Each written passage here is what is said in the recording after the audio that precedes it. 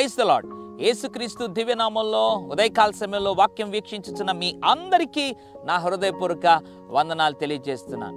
దేవుని ఎడల నమ్మకంగా ఉన్నాం. అయితే నమ్మకంగా దేవుని ఎడల జీవిస్తూ లేదా దేవునిలో నమ్మకంగా సాగిపోతున్నటువంటి ఈ జీవితంలో ఎన్నో శోధనలు, ఎన్నో ఆటంకాలు, ఎన్నో ఇరుకు ఇబ్బందులు సాతాను రకరకాలుగా శోధిస్తున్నాడు కాదు. కొన్ని సందర్భాల్లో నమ్మకంగా ఉన్న నీకే ఒక తలంపు వస్తూ ఉంది. ఏంటి ఆ తలంపో తెలుసా? ఇంకెంతవరకు నమ్మకంగా ఉండాలి, ఇంక ఎంతవరకు ఈ శోధన, ఎంతవరకు ఈ కష్టం, ఇంతకు నేను దేవునిలో నమ్మకంగా ఉన్నాను కదా.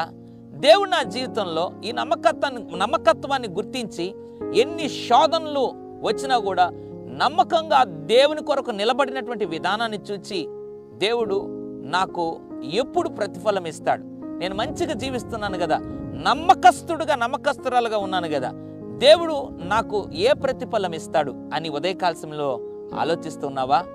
నీవు ఎన్ని శోధనలు వచ్చినా, ఎన్ని క్లిష్ట పరిస్థితులు ఎదురైనా, అపవాది చేత ఎంత భయంకరమైన శోధనలకు నువ్వు ప్రేరేపించబడినా నువ్వు నమ్మకంగా ఉన్నావు, వాస్తవమే. అయితే ఎంతవరకు నమ్మకంగా ఉండాలి?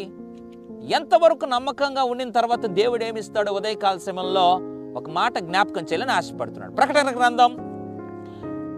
గ్రంథం 2వ అధ్యాయం 10వ వచనం. మరణము వరకు నమ్మకంగా ఉండుము, నేను నీకు జీవ కిరీటం ఇచ్చేదను. Praise the lord.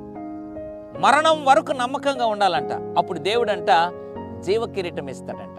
ఉదయకాల సమయంలో ఎన్నో కష్టాల మధ్యలో భర్త వలన, బంధువుల వలన, స్నేహితుల వలన, ఇరుగు పొరుగు వారి వలన ఎన్నో భయంకరమైనటువంటి పరిస్థితులు, ఇబ్బందులు గుండా వెళ్తూ నమ్మకత్వాన్ని కాపాడుకుంటున్నావు కాదు. ఈ నమ్మకత్వం అంట దేవుడు కోరుతున్నాడు. మధ్యలో అర్ధాంతరంగా వదిలిపెట్టడానికి వీల్లేదు. మరణము వరకు నువ్వు కొనసాగింపజేయాలంట. అందుకే దేవుడు అంటున్నాడు, మరణం వరకు నమ్మకంగా ఉండు, తర్వాత దేవుడు నీకు జీవ కిరీటం. ఆ కిరీటం పేరేంటో తెలుసా? జీవ కిరీటం. ఈ లోకంలో గొప్ప గొప్ప రాజులు రకరకాల కిరీటాలు పెట్టారు.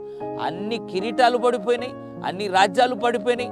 అంతమంది రాజులు ఎంతమంది అయితే కిరీటాలు పెట్టుకొని ఆ ప్రగల్భాలు పలికారు, వాళ్ళందరూ రాజ్య పరిపాలన రాజులు అందరూ కూడా క్షీణించిపోయారు.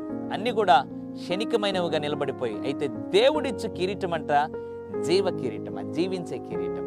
ఆ కిరీటాన్ని దేవుడు నీకు మరణం వరకు నమ్మకంగా ఉంటే దేవుడు నీకు ప్రసాదించాలని ఆశపడుతుంది. గొప్ప భాగ్యానికి నీవు నీ కుటుంబం పాత్రులగుదురుగాక.